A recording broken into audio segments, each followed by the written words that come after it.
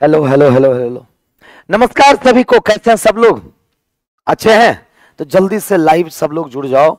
आज का सेशन मतलब आज से जो सेशन स्टार्ट होना है बहुत ही बेहतरीन सेशन होना है, जिसमें आपको सबसे ज्यादा दिक्कत होती है लॉजिकल रीजनिंग। चाहे वो कथन और तर्क की बात करें, कथन और निष्कर्ष की बात करें, कथन पूर्व धारणा की बात करें, कथन अवधारणा की बात करें, कथन कार्यवाही की बात करें, असर्शन एंड रीजन की बात करें, सारा का सारा कंसेप्ट क्लियर होगा। ये सारे के सारे लॉजिकल रीजनिंग के ही पार्ट हैं। और लॉजिकल रीजनिंग बनाते वक्त किन किन बातों का ध्यान रखना चाहिए, कौन कौन से स्टेप्स को फॉलो करना चाहिए ताकि हमारा लॉजिकल रीजनिंग रेयर गलत हो, यानी कि मैक्सिमम क्वेश्चंस सही हो, मैक्सिमम क्वेश्चन सही हो। तैयार हैं सब लोग? तैयार है ना? तो क्वेश्चन से पहले कुछ चीजें समझने की जरूरत है, ठीक है? तो कमेंट पे मुझे ना उलझाएं और आप लोग एकदम शांतिपूर्वक, ठीक है, क्वेश्चंस का आंसर करेंगे और जहां दिक्कत होगा वहां पूछिएगा।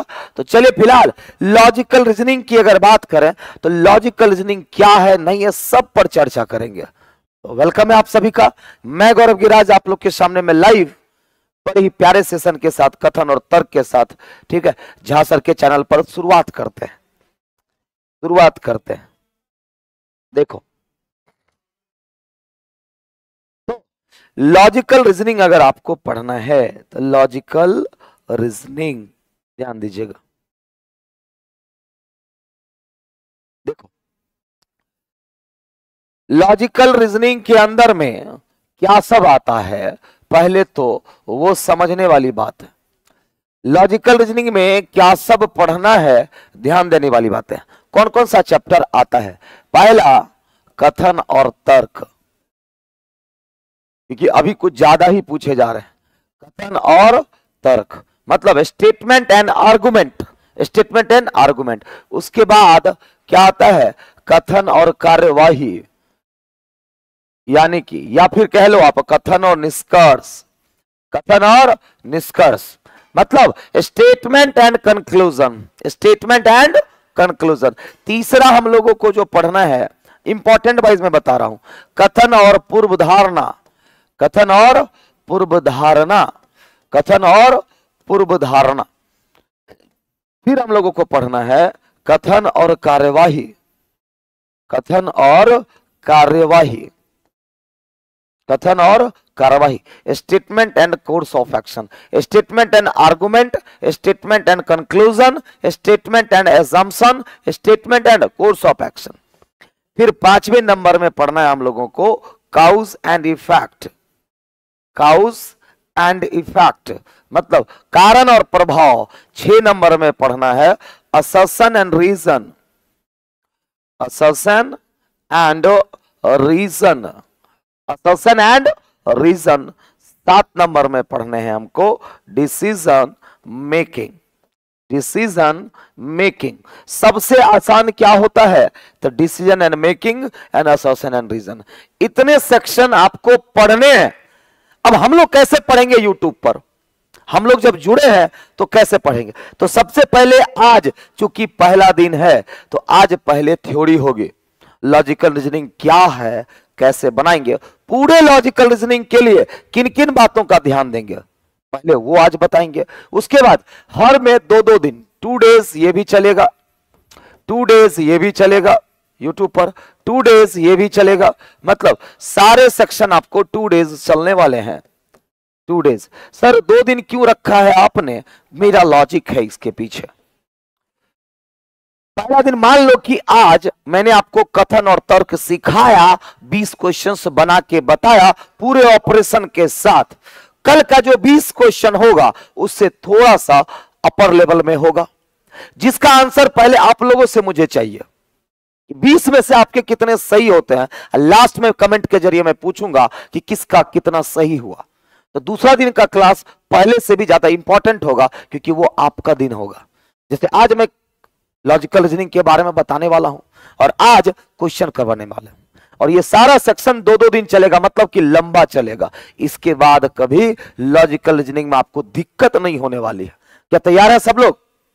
क्या डेली क्लास चलेगी? बिल्कुल डेली क्लास चलेगी, इससे पहले भी चल रही है। ठीक है, प्लेलिस्ट में जाएंगे। अभी तक मैंने क्या करवा दिया है? कैलेंडर करवा दिया है, क्लॉक करवा दिया है, रैंकिंग करवा दिया है, इनइक्वालिटी करवाया है। इनइक्वालिटी का सिर्फ आइदर और बचा हुआ है, वो बाद में करवाएंगे लॉजिकल, क्योंकि लॉजिकल का डिमांड आप लोगों के द्वारा बहुत ज्यादा था, तो लॉजिकल मैं लेकर के आपके सामने में आ गया हूं।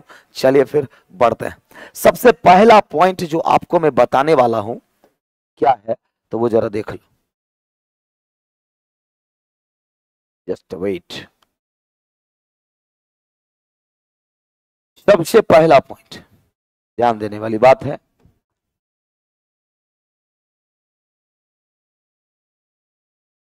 चलो पॉइंट। अब जो मैं लिखा रहा हूं उसको एकदम ध्यान से रखना है, ध्यान से सुनना है। ये चीजें सारे लॉजिकल रीजनिंग के लिए होता है। सबको गुड इवनिंग, तैयार हैं सब लोग? है तो देखो, अभी मैं जो पॉइंट लिखा रहा हूं, अभी मैं चैप्टर की शुरुआत नहीं किया हूं, कथन तर्क अभी स्टार्ट नहीं हुआ है। उससे पहले चाहे कोई भी चैप्टर आप बनाओ, कथन तर्क बनाओ, कथन निष्कर्ष बनाओ, कथन पूर्वधारणा बनाओ, कोई भी चैप्टर बनाओ, उन सब के लिए कॉमन टिप्स, मतलब कॉमन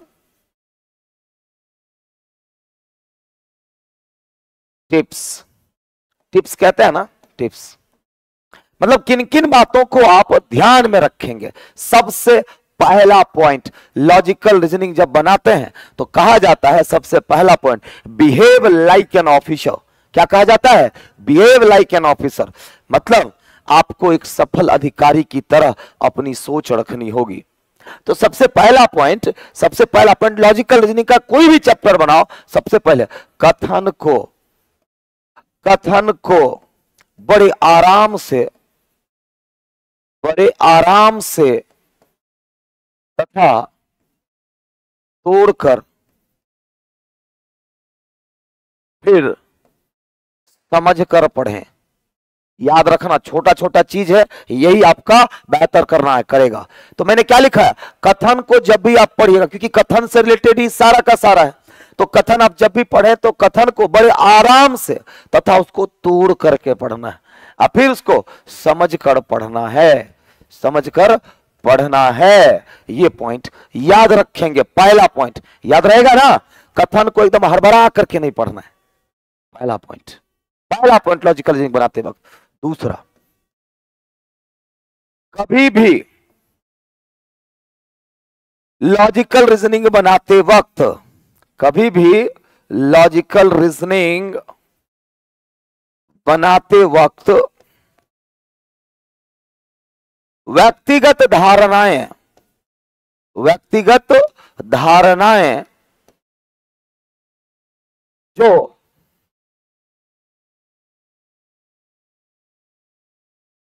जो आपकी निगेटिव सोच, जो आपकी निगेटिव सोच को दर्शाए,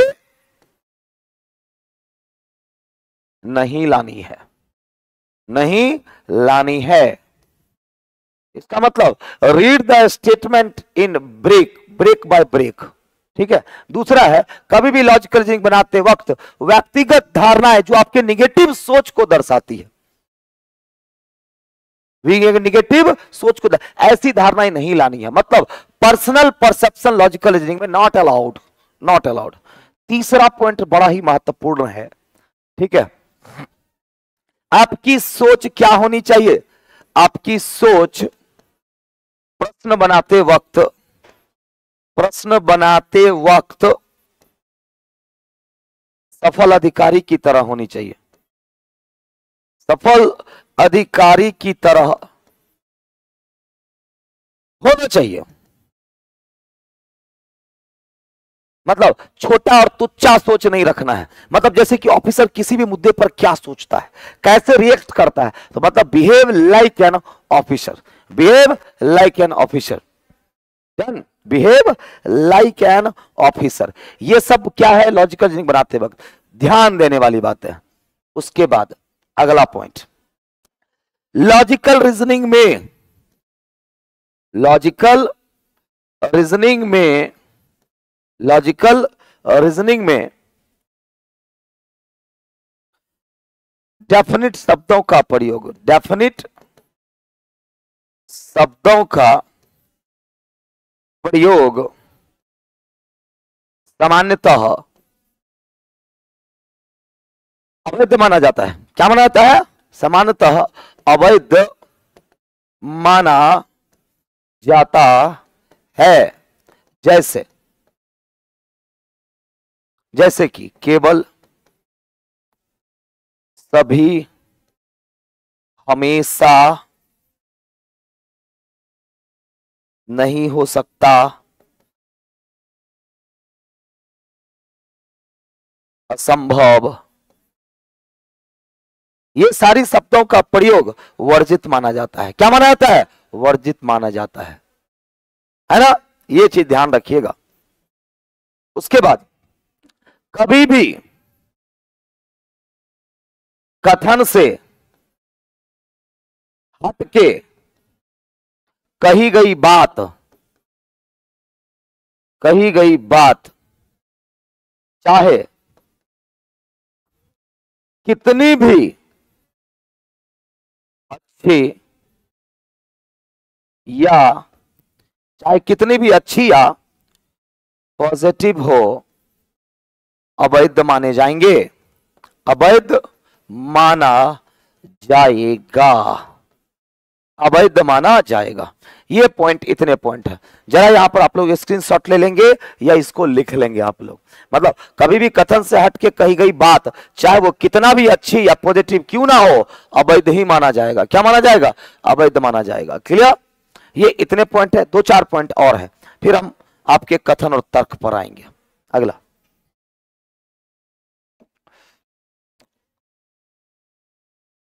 किसी भी कथन की तुलना, किसी भी कथन की तुलना करना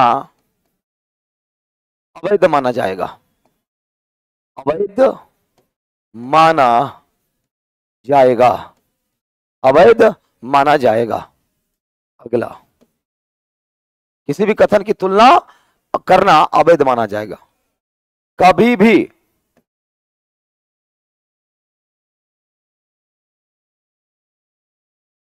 कथन का विरोध नहीं किया जा सकता।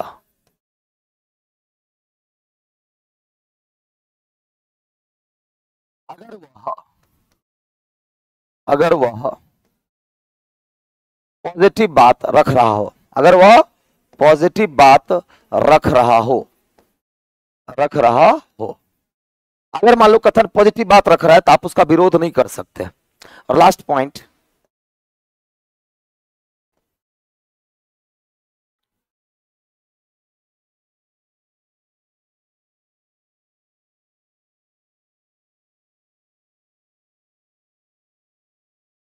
लॉजिकल रीजनिंग में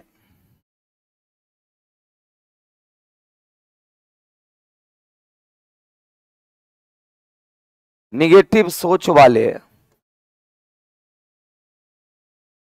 परिणाम, निगेटिव सोच वाले परिणाम हानि,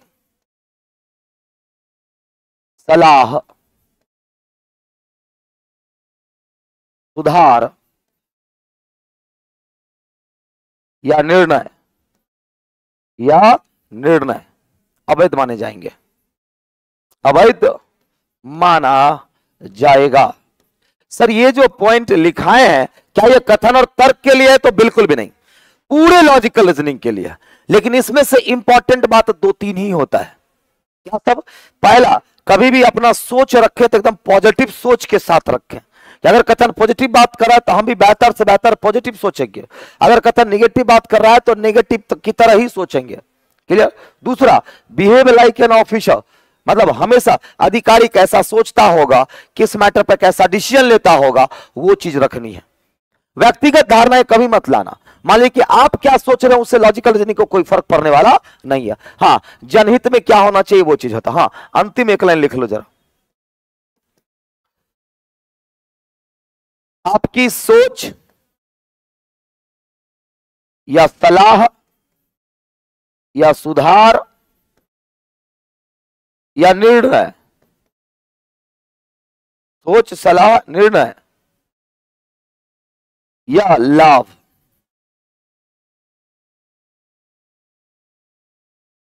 जनहित या देश हित या गरीब या समाज के पक्ष में होना चाहिए, पक्ष में होना चाहिए। इसको जरूर याद रखिएगा, पक्ष में होना चाहिए। अगर आप कोई सलाह दे रहे हैं, अगर आप कोई डिसीजन दे रहे हैं, कोई निर्णय ले रहे हैं, कोई सुधार कर रहे हैं, तो ये हमेशा याद रखिएगा वो किसके फेवर में होना चाहिए।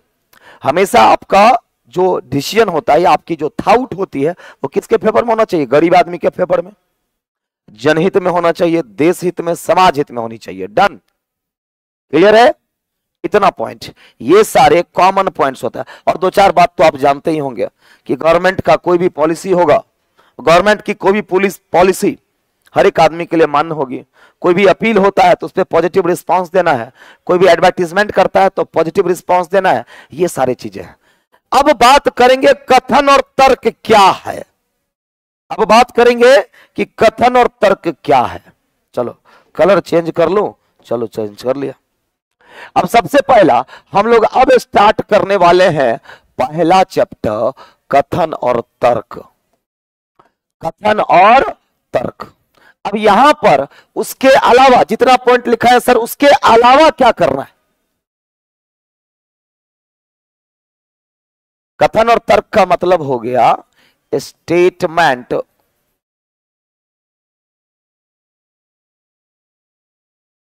And argument, statement and arguments.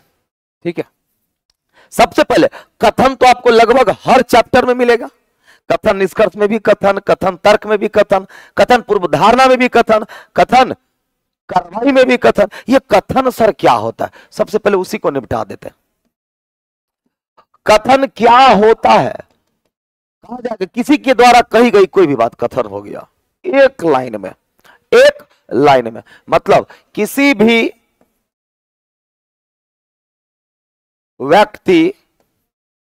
व्यक्ति विशेष या संस्थान या संस्था द्वारा कही गई कोई भी बात या वक्तव्य, कोई भी बात या क्या होता है? वक्तव्य, वक्तव्य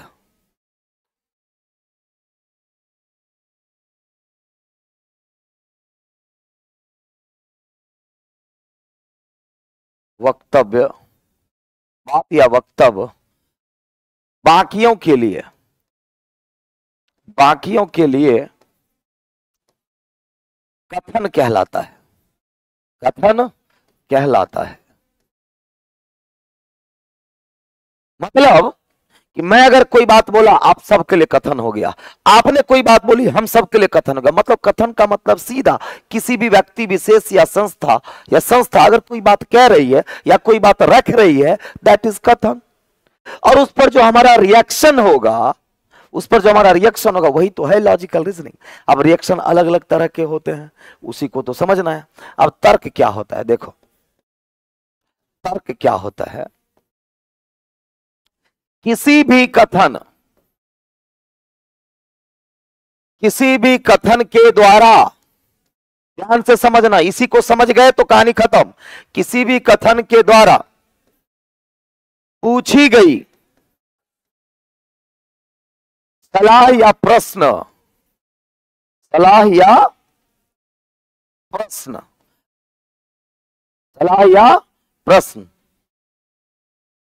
पर किसी भी कथन के द्वारा पूछी गई सलाह या प्रश्न पर हमारी प्रतिक्रिया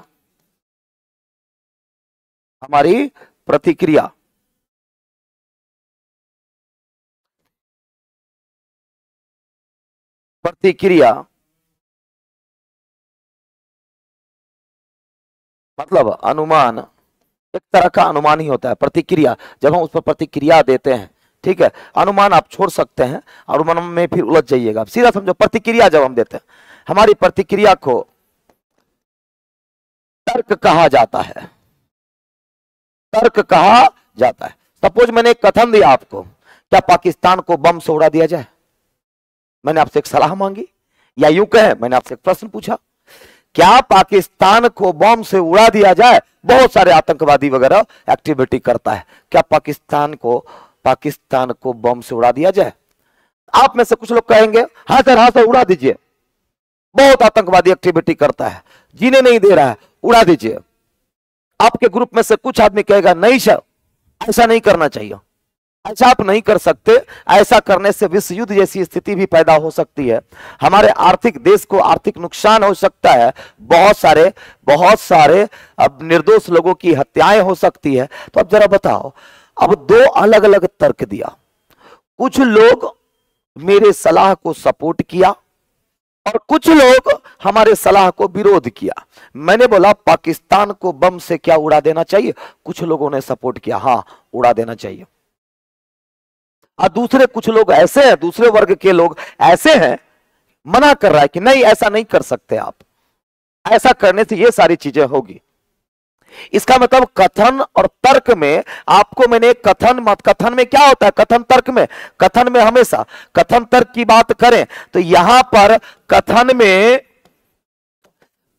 में क्या रहेगा, आपसे एक सलाह मांगी जाएगी या आपसे एक प्रश्न पूछा जाएगा, उसके नीचे तर्क दिए होंगे, उसके नीचे तर्क दिए होंगे, कम से कम 2 तर्क या 3 तर्क। आपको पहचानना है कि कौन सा तर्क मजबूत या कमजोर। याद रखिएगा, तर्क जब पूछा जाए तो कभी भी नहीं कहना कि ये तर्क सही है, ये तर्क गलत। तर्क कभी सही गलत नहीं होता। तर्क हमेशा या तो मजबूत माना जाता है या तो कमजोर माना जाता है। ये बात पहले माइंड में आप सेट कर लो। कथन तर्क जब भी बनाए, तर्क कभी सही गलत नहीं होते। तर्क या तो मजबूत माना जाता है या कमजोर माना जाता है। समझ में आई बात? ये तो कथन तर्क में क्या है, ये बात क्लियर हो गई। जरा बताओ, समझ में आ रहा है ना सबको? आराम से समझ में आ रहा है ना? चलो वेरी गुड। अब ध्यान देने वाली बात है कि सर तर्क मजबूत कब होगा और तर्क कमजोर कब होगा। अगर मैं आपको यह बता दूं, बड़ा छोटा सा चीज, गलती नहीं करोगे, गलती नहीं करोगे। अब देखना, इतना तो पता चल गया कि क्वेश्चंस का फॉर्मेट क्या होता है। आपको कथन में हमेशा एक सलाह पूछी जाएगी या आपसे एक प्रश्न पूछा जाएगा, उस पर कुछ लोगों की प्रतिक्रिया दिखाई जाएगी। अब उस प्रतिक्रिया में क्या होगा, आपको पता करना है कि किसका तर्क मजबूत और किसका तर्क कमजोर। क्लियर है? सारा डाउट क्लियर है? लॉजिकल रीजनिंग बड़ा मजा आता है बाबू मेरे, बस इंटरेस्ट कभी लिए नहीं है आप, चाहे टीचर या बच्चे, इंटरेस्ट कभी नहीं। अब तो हम दोनों मिलकर के इंटरेस्ट लेंगे। अब देखते हैं लॉजिकल रीजनिंग को जड़ से उखाड़ देते हैं, है ना? चलो फिर एक बस थोड़ा सा और फिर क्वेश्चन पे आ जाएंगे, थोड़ा सा और, बस 2 मिनट। हाँ, तो अब हमको सीखना है कि सर मजबूत तर्क कब होगा। मजबूत तर्क किसे कहते हैं, लिखा ही देते हैं। मजबूत तर्क क्या होता है? ऐसे तर्क जो कथन में कही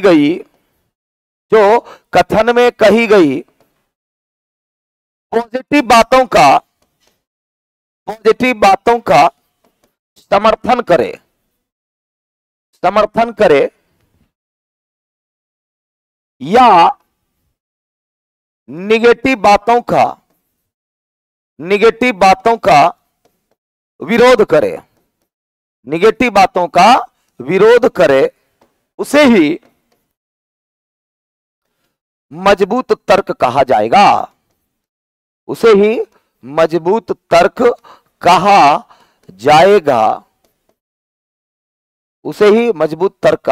परंतु समर्थन या विरोध के पीछे एक अच्छी सोच जरूर होनी चाहिए। सर ये आपने क्या लिखा, लास्ट में क्या लिखा, ये बात तो समझ में आ गई। मजबूत, आपका तर्क मजबूत तब होगा जब आप पॉजिटिव बातों को समर्थन करिए और निगेटिव बातों का खड़ा विरोध करो, आपका तर्क मजबूत कहा जाएगा। लेकिन ऐसा नहीं, कुछ लोग होते हैं हाँ में हाँ खाली मिला देता है। अच्छा बाबू ऐसा करना, हाँ सर कर दीजिए। अरे काहे कर दीजिए, लॉजिक तो दो। तो यानी कि खाली हाँ ना से नहीं होगा, आप पॉजिटिव बातों को समर्थन कर रहे हैं माने, लेकिन एक लॉजिक तो डालिएगा ना। इसीलिए मैंने लास्ट में जोड़ा है क्या, परंतु समर्थन या विरोध कर रहे हैं तो उसके पीछे एक अच्छी सोच देनी होगी। विरोध कर रहे हैं तो क्यों कर रहे हैं, और सपोर्ट कर रहे हैं तो क्यों कर रहे हैं, एक लॉजिक दीजिएगा। हाँ में हाँ मिलाने वाला काम नहीं। कोई अच्छा बात बोला, हाँ सही है कह रहे हैं, वो आपका तर्क हुआ, चापलूसी हुआ। ये इसको क्या कहते हैं, चापलूसी कहते हैं। ये बताइए, अगर हम कोई अच्छा बात बोले, अच्छा ऐसा क्या कर देना चाहिए, हाँ सर कर दीजिए, इसको कहते हैं चापलूसी। तर्क होता है हाँ सर करिए, क्योंकि ऐसा करने से ये होगा, ऐसा करने से ये होगा, इससे ये फायदा पहुंचेगा, तब हुआ आपने लॉजिक दिया। अब समझ गए, चलो। अच्छा कमजोर तर्क तब तो समझ ही गए होंगे कि कमजोर तर्क किसको कहते हैं, अब तो समझ ही गए होंगे। चलो कमजोर तर्क किसको कहेंगे, कमजोर तर्क किसको कहेंगे, तो ऐसे तर्क जो कथन में कही गई बात, जो कथन में कही गई पॉजिटिव बातों का विरोध कर दे, पॉजिटिव बातों का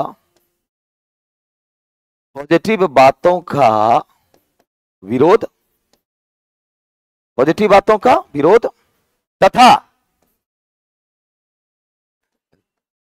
निगेटिव बातों का समर्थन करे, निगेटिव बातों का समर्थन करे, उसे ही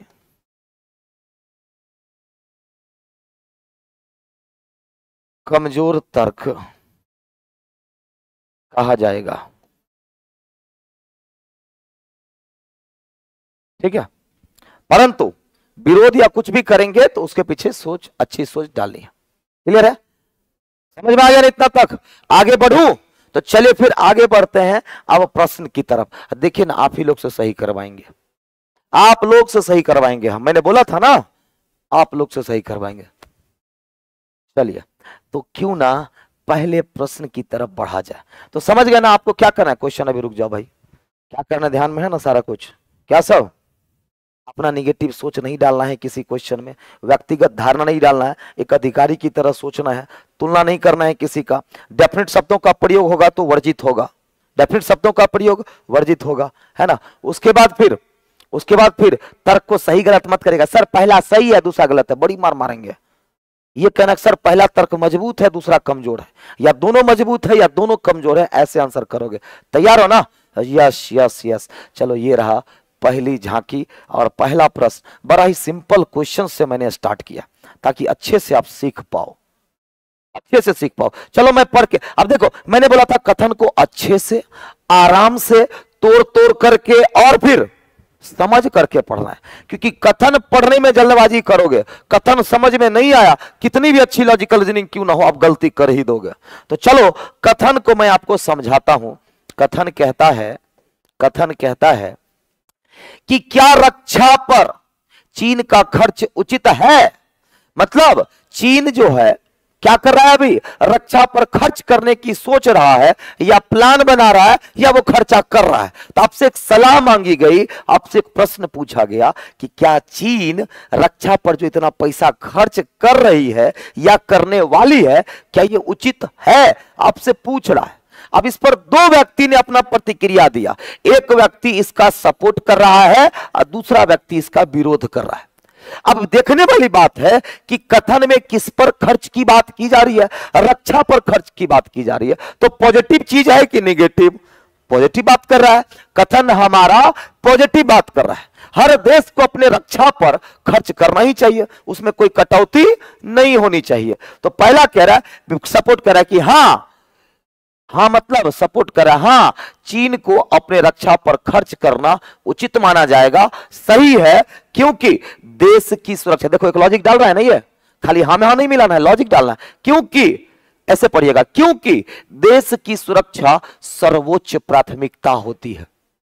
तो पहले आदमी का तर्क बिल्कुल मजबूत है कि नहीं है कि नहीं है ना। हर देश की प्राथमिकता होती है प्राथमिकता का मतलब आप अपने लाइफ में किस किस बातों को प्राथमिकता देते हैं, मतलब किन किन बातों पर ज्यादा विशेष ध्यान देते हैं। प्राथमिकता मतलब विशेष।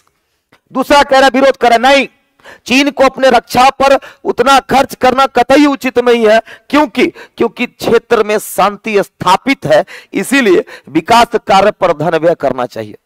ये कह रहा है, देखो भाई अभी शांति स्थापित है अगल बगल के देशों में, तो इधर पैसा खर्च करने के बजाय आप विकासशील देश होने के लिए, डेवलप कंट्री होने के लिए आप वहां खर्चा करिए। तो दूसरे आदमी का तर्क कमजोर है, क्योंकि कहीं ना कहीं वो भी जरूरी है, ये भी जरूरी है। यानी कि केवल तर्क एक मजबूत है। जरा बताओ, केवल तर्क एक मजबूत है कहां है? ए नंबर में। क्या बात है, हमसे पहले आप लोग आंसर कर दिए, वेरी गुड। तो पहला क्या होगा? बिल्कुल सही है। समझ में आ रहा है ना जी? समझ में आया तो कमेंट करो 1। जितने बच्चे को कमेंट करो,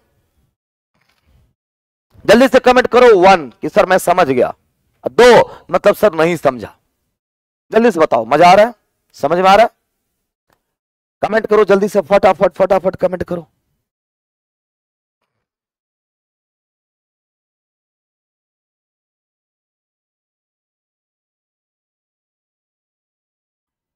जल्दी फटाफट। हाँ, कमेंट आने लगे हैं। हाँ सर, 1 1 1 1 1 2 अभी तक देखने को नहीं मिला है। वेरी गुड, बहुत अच्छे, मतलब समझ में आ रहा है ना, इतना भी हार्ड नहीं होता है। चलिए, very good, thank you so much. चलो फिर आगे बढ़ते हैं। अगला क्वेश्चन ये रहा। चलो फिर अगले क्वेश्चन की तरफ बढ़ें, और अगला क्वेश्चन ये रहा। क्या तैयार हैं आप लोग? चलिए, ये रहा अगला प्रश्न, जल्दी से बताओ। कथन को पढ़ के अच्छा से समझा देते हैं हम।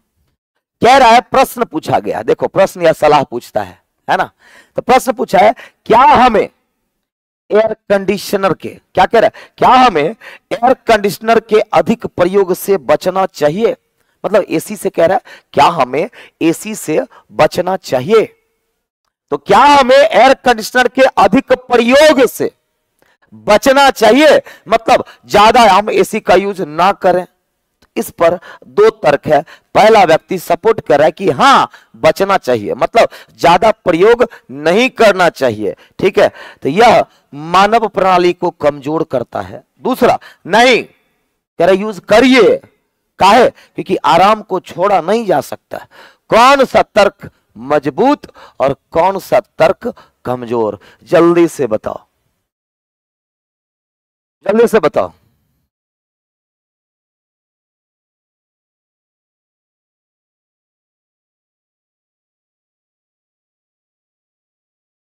जल्दी बताओ, आंसर आने लग गया, क्या बात है भाई, वेरी गुड। तो पहला तर्क आपका क्या होगा? मजबूत, और दूसरा तर्क क्या होगा? कमजोर। क्योंकि आपको भी पता है, एसी भले ही सुविधा प्रदान करती है, लेकिन हमारे शरीर के लिए कतई वो अच्छा नहीं होता, बेनिफिशियल नहीं होता है। अगर आप ज्यादा एसी का प्रयोग करते हैं तो कहीं ना कहीं आपके शरीर को वो हार्म करेगा, ये बात तो पता है हर किसी को। तो पहला आदमी जो कह रहा है कि हाँ इसके अधिक प्रयोग से बचना चाहिए, क्योंकि लॉजिक भी डाला है, यह मानव प्रणाली को ना, मानव की जो प्रणाली होती है, डेली का जो रूटीन होता है या डेली की जो एक्टिविटी होती है, फिजिकल एक्टिविटी होती है, उसको वो कमजोर करने का काम करती है। तो पहला बिल्कुल सही। दूसरा, इसका विरोध कर रहा है कि नहीं ज्यादा ज्यादा यूज करो, क्या है? आराम को छोड़ा नहीं जा सकता। अच्छा बताइए, आराम को छोड़ा नहीं जा सकता है? आप लोग बताइए, आराम को छोड़ करके ही नहीं इतनी मेहनत कर रहे हैं, है कि नहीं है? तो केवल और केवल तर्क एक प्रबल है, सबल लिख दिया, प्रबल होगा, चलो सबल भी चलेगा। तो यानी कि दूसरे का आंसर ए होगा। Very good. चलो फिर अगले प्रश्न की तरफ क्यों ना बढ़ा जाए।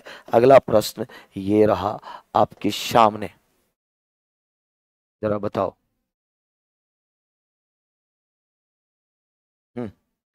आंसर क्या जाएगा, जल्दी से बताइए, आंसर क्या होगा?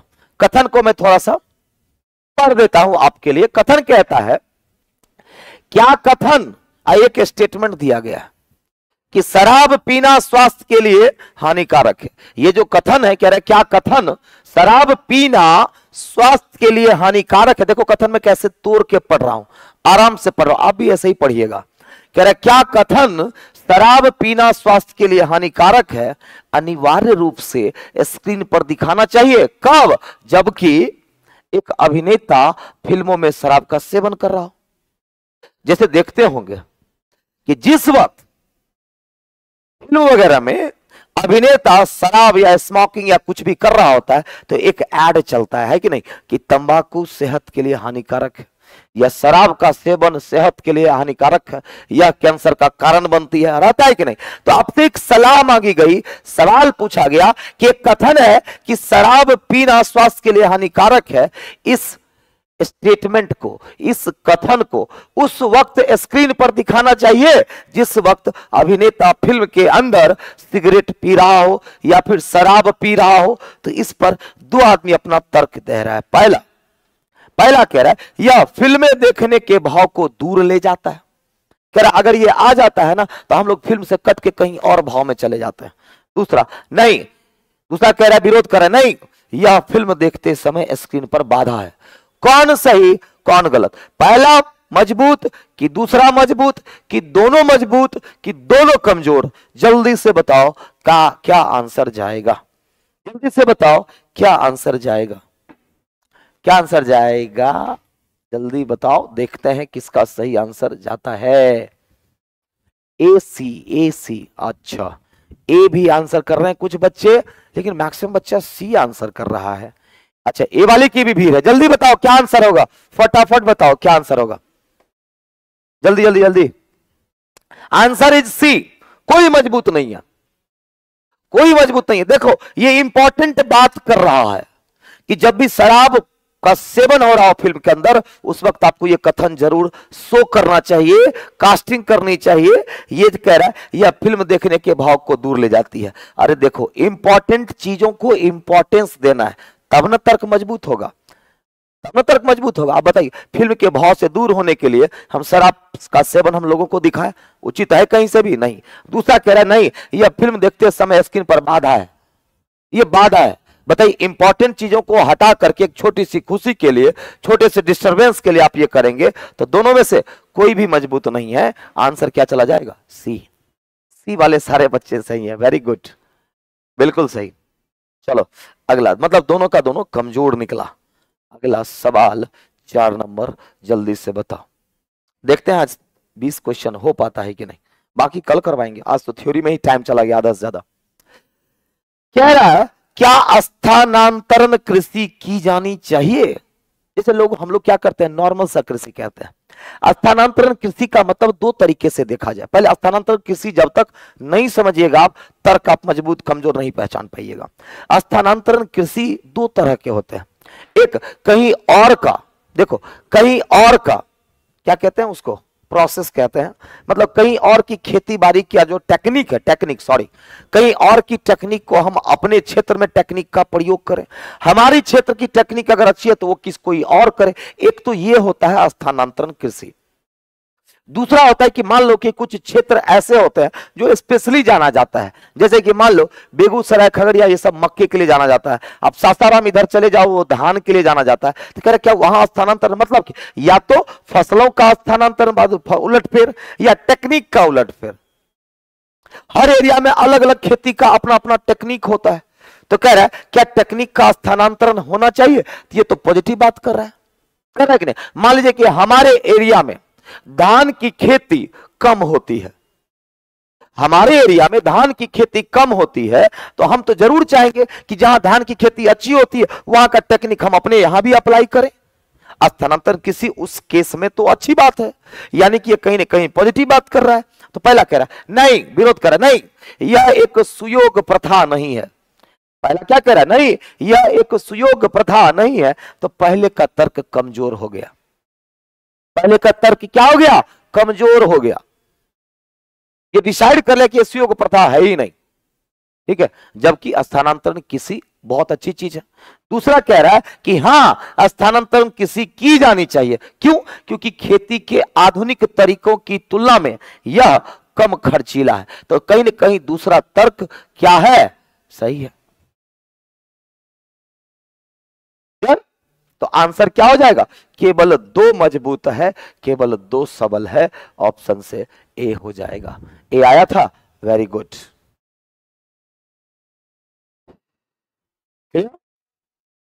साइड में नहीं ना जाएंगे, पहले समझाएंगे, नहीं तो समझाएंगे नहीं तो सबका ध्यान यहां रहेगा। इसलिए हम जानबूझ के खड़े हो जाते हैं बीच में, ताकि आपका फोकस हम पे बना रहे। ठीक है, आपका फोकस हम पे बना रहे।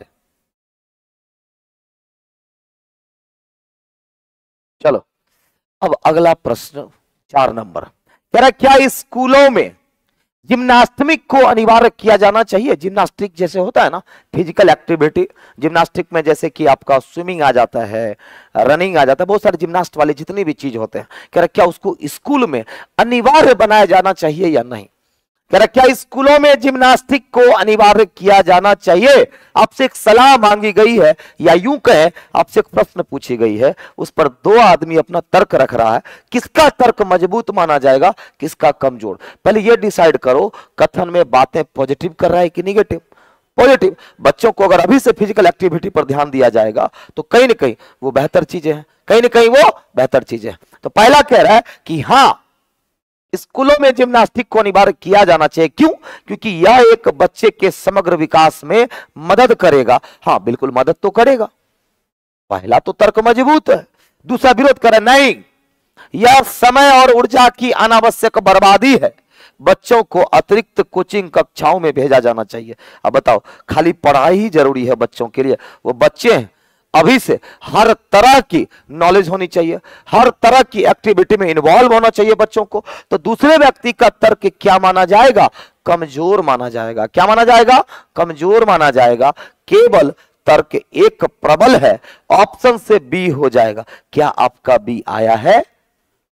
आपका बी आया है तो सही है। जो बच्चे ए कर रहे हैं उल्टा आंसर कर दिए, उल्टा आंसर कर दिए। क्या हो जाएगा? क्या हो जाएगा? केवल और केवल तर्क एक प्रबल है। केवल और केवल तर्क एक प्रबल है ना? चलिए फिर अगले प्रश्न की तरफ बढ़ा जाए। जल्दी से फटाफट आंसर करो, समय कम है और आप लोग अच्छा जवाब दे रहे हैं, मतलब जितना उम्मीद किया था उससे काफी बेहतर अच्छा जवाब दे रहे हैं। चलो फिर 6ठा नंबर सवाल कह रहा है, क्या प्रतिदिन एक सेब खाने से, ध्यान से सुनना, इसमें फंसोगे, इसमें फंसोगे बेटा आप लोग। ठीक है, देखते हैं कौन क्या आंसर करता है। सावधानी से, मैं पहले ही अलर्ट कर रहा हूं इस क्वेश्चन में, इस क्वेश्चन में मैं आप लोगों को पहले ही अलर्ट कर रहा हूं। जरा देखते हैं किसका सही और सटीक आंसर आता है। कह रहा ध्यान से सुन, मैं यहां पर कथन को बड़े अच्छे से समझा देता हूं। कह रहा क्या प्रतिदिन मतलब क्या डेली एक सेब खाने से हमें चिकित्सक की जरूरत नहीं पड़ती है? कह रहा क्या हम डेली अगर एक सेब खा लें तो क्या इससे चिकित्सक की जरूरत नहीं पड़ेगी या नहीं पड़ती है? तो पहला तर्क कह रहा है कि हां, नहीं पड़ेगी।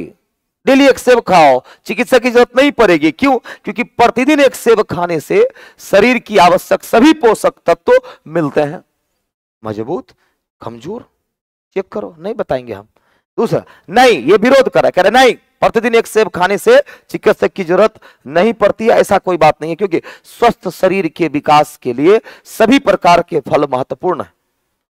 क्या केवल तर्क 1 या केवल तर्क 2 या दोनों के दोनों या दोनों में से कोई नहीं? जल्दी बताओ। आंसर तो बाबू आने लगा। कुछ लोग कह रहे हैं केवल तर्क 2 मजबूत है, कुछ लोग कह रहे हैं दोनों मजबूत है, मतलब ए और बी कर रहे हैं। आहा हा, चलो चलो, ए और बी। अच्छा, डी भी है? डी मतलब कोई नहीं दोनों में से? अच्छा, डी भी। अरे भाई, हिम्मत की दाद देनी होगी भाई कि डी भी ऑप्शन आ रहा है। हिम्मत की तो आप लोगों की दाद देनी होगी कि डी भी आंसर आ रहा है ना? हाँ हाँ। अब चलो मैं बताता हूं कौन सही कौन गलत। पहले मैं बता दूं कौन कौन सही है। पहला तर्क कमजोर है और दूसरा तर्क मजबूत है, यानी कि केवल तर्क 2 ए वाले लोगों का सही है। ए वाले लोगों का सही है। अब मैं जवाब देता हूं कि सर दोनों तर्क मजबूत क्यों नहीं है? क्यों नहीं है? एक बात बताइए, शरीर में नो डाउट मान लो कि दाल बहुत अच्छी चीज है, दाल बहुत अच्छी चीज, डेली प्रयोग करने से शरीर में बहुत कुछ हो सकता है, लेकिन क्या सब कुछ हो जाएगा? सिर्फ दाल ही चाहिए शरीर को? हाँ नहीं ना, बहुत सारी चीजें चाहिए हमारे शरीर को। यहां कह रहा है हाँ, प्रतिदिन एक सेब खाने से शरीर को आवश्यक सभी पोषक तत्व, ये बात गलत कर दिया, ये सभी लगा दिया कि सिर्फ सेब खाने से आपको क्या सभी पोषक तत्व मिल जाएंगे? क्या बोलो, क्या सिर्फ सेब खाने से सभी पोषक तत्व मिल जाएंगे? दूध की जरूरत नहीं है आपके शरीर को, चावल की जरूरत नहीं है आपके शरीर को, या और फ्रूट्स की ही जरूरत नहीं है क्या? केवल सेब खाने से हो जाएगा? हाँ, अगर कहता कि हाँ प्रतिदिन एक सेब खाने से शरीर को आवश्यक पोषक तत्व मिलते हैं, क्या दिया? सभी पोषक तत्व मिलते हैं। गलत, डेफिनेट शब्दों का प्रयोग कर दिया, डेफिनेट शब्दों का प्रयोग कर दिया। केवल केवल दो, ऑप्शन ए वाले सारे बच्चे सही है, वेरी गुड। सर अगर पहले कुछ बोलता तो, यही ना, कुछ पोषक तत्व, तब हम सही करते, क्योंकि सेब तो पॉजिटिव, हाँ सभी पोषक तत्व दे देगा वो, ये गलत होगा, क्योंकि तर्क तर्क एजम्पशन वगैरह रहता तो सही हो जाता। चलो अगला, अगला सवाल ये रहा 7 नंबर। आज 10 ही क्वेश्चन हो पाएगा, ठीक है, कल 30 क्वेश्चन हम लोग निपटाएंगे, आज का 10, कल का 20। और कल का क्लास इंपॉर्टेंट रहेगा क्योंकि आप लोगों में टाइमर सेट करेंगे। टाइमर का मतलब 20 सेकंड हर क्वेश्चन के लिए मिलेगा, 20 सेकंड में आपको जवाब देना है। चलो अब इसका आंसर करो, इसका आंसर करो। क्या रहा है कथन, क्या कह रहा है देखो जरा, कह रहा है क्या स्मार्टफोन की लत लग जाती है? कह रहा है क्या स्मार्टफोन, ये तो आपके बताइए दिल पर चोट कर दिया होगा ये सवाल, ये सवाल आपके दिल पर चोट कर दिया होगा। बिल्कुल मिलता जुलता सवाल है आपके लाइफ से, आपके जिंदगी से बिल्कुल मिलता जुलता सवाल है, इसमें तो बेहतर आंसर करोगे, उम्मीद तो यही करता हूं। चलो क्या कह रहा है, क्या स्मार्टफोन की लत लग जाती है? सवाल पूछ रहा है क्या स्मार्टफोन की लत लग जाती है? तो पहला कह रहा है हाँ, एक बार जब आप स्मार्टफोन के अभ्यास हो जाते हैं, अभ्यस्त हो जाते हैं, तो आप व्यक्तिगत समय को अनदेखा कर मोबाइल पर अधिक समय बिताते हैं। पहला व्यक्ति का तर्क मजबूत। दूसरा कह रहा है नहीं, स्मार्टफोन का लत लग जा नहीं लगता है। क्यों? क्योंकि वे अतिरिक्त सुविधाएं प्रदान करते हैं जो आधुनिक जीवन शैली के लिए बहुत आवश्यक है। जल्दी से बताओ, टाइमर मैं सेट कर दे रहा हूं आप लोगों के लिए, 25 सेकेंड, जल्दी से बताओ, जल्दी से बताओ।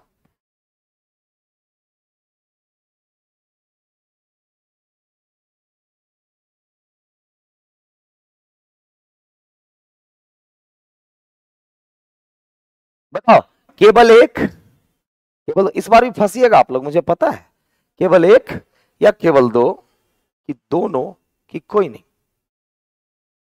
टाइम आपका खत्म हुआ। देखो यहां पर कौन सा कथन, देखो कह रहा है क्या स्मार्टफोन की लत लग जाती है? बड़ा अच्छा सवाल है। पहला तो खैर सब लोग आप मजबूत करिएगा ही करिएगा, प्रबल है, सही कह रहा है कि अगर आप एक बार मोबाइल के अभ्यस्त हो जाते हैं तो आप व्यक्तिगत समय को अनदेखा कर मोबाइल पर अधिक समय बिताते हैं। पहले आदमी का तर्क तो मजबूत है। क्या दूसरे का तर्क कमजोर है? नहीं, दूसरे का भी तर्क मजबूत है। क्यों? क्योंकि कह रहे नहीं, स्मार्टफोन का होना हमेशा लत लग जाना नहीं होता है, क्योंकि वे अतिरिक्त सुविधाएं प्रदान करते हैं जो आधुनिक जीवन शैली के लिए बहुत आवश्यक है। जैसे मान लो एक मोबाइल का प्रयोग आप करते हैं और एक मोबाइल का प्रयोग हम करते हैं। आपसे कोई पूछेगा लत लग जाता तो कहिएगा हाँ, हमसे कोई पूछेगा तो कहेंगे नहीं लगता है लत, मोबाइल तो मेरे पास भी है, कहाँ लत लगता है? हम जरूरी की चीजें करते हैं उसमें, तो मोबाइल कहीं ना कहीं जरूरत है, जरूरत की चीजें देखेंगे, इसका मतलब है कि दोनों का दोनों होगा, तर्क 1 और 2। फंस गए ना, फंस गए ना जाल में। इसी तरह से वो जाल में फंसाता है, इसी तरह से वो जाल में फंसाता है। तो मान लीजिए कि मोबाइल का लत लग जाना, हम लोग यही तो होता है, व्यक्तिगत धारणाएं ले आए, गलती करवा दिया, व्यक्तिगत धारणाएं ले आए और आपको गलती करवा दिया, है ना। चलो फिर अगला सवाल ये रहा, अगला सवाल ये रहा, चलो बताओ जल्दी से। जल्दी से बताओ। कह रहा क्या भारत के व्यक्तियों को सरकार को कर यानी टैक्स देना चाहिए? क्या भारत के व्यक्तियों को, भारत के पब्लिक को, सरकार को टैक्स पे करना चाहिए कि नहीं चाहिए? इस पर पहला आदमी कह रहा है कि हां, टैक्स पे करना चाहिए। क्यों? क्योंकि देश को चलाने के लिए सरकार को करों का भुगतान करना पड़ता है। बताओ जल्दी से, पहला होगा कि नहीं? दूसरा, नहीं, विरोध करा है कि टैक्स मत दीजिए सरकार को। कहा है क्योंकि करों का भुगतान करने की आवश्यकता नहीं है, क्योंकि किसी व्यक्ति को पहले उसकी जरूरतों की देखभाल करनी होती है। बताओ कौन सा? डेली 8 बजे चलता है बाबू। कौन सा है? इतना आसान सवाल है जी, बताओ ना जल्दी। थोड़ी मान मारेंगे इसमें गलती की है तो। कहीं बदमाश कहीं का।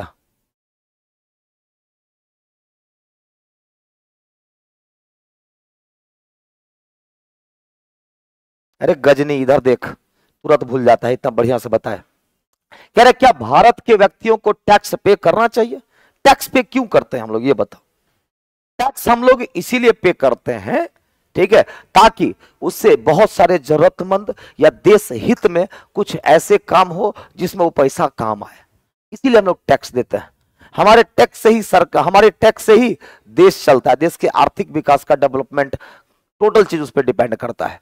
तो पहला कह रहा हाँ टैक्स पे करना चाहिए, देश को चलाने के लिए सरकार को करों का भुगतान करना पड़ता है, तो हाँ।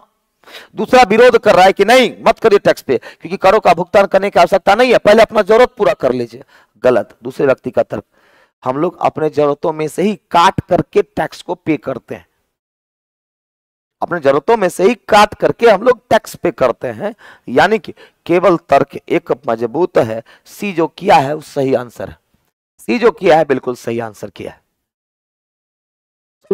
अगला सवाल 9 नंबर, देखो क्या कह रहा है।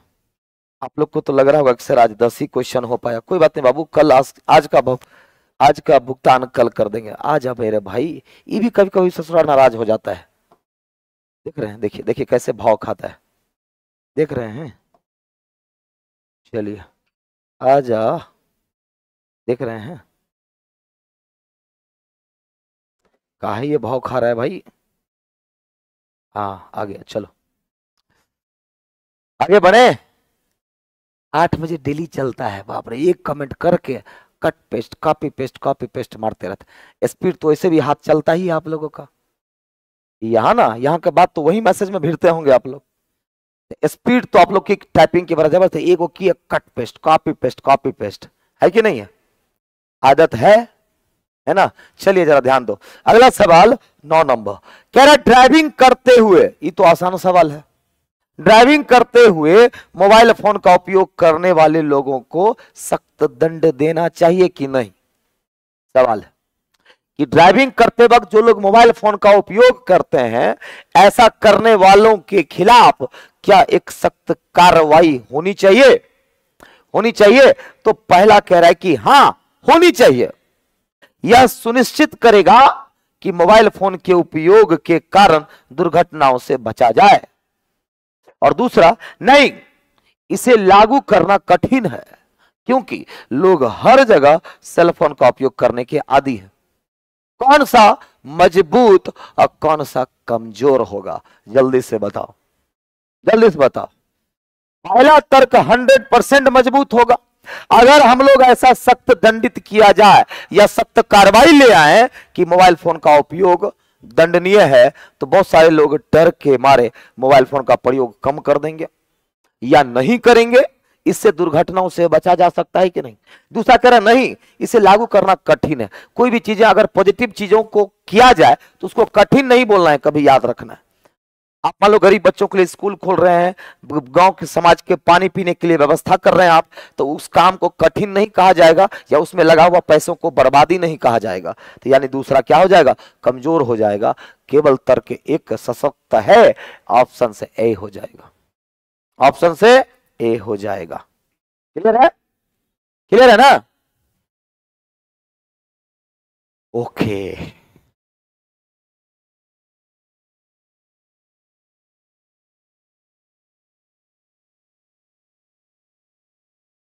आगे बढ़े, चलो फिर अगले सवाल, यानी कि आज का ये अंतिम सवाल होगा। चलिए बताइए जरा जल्दी से।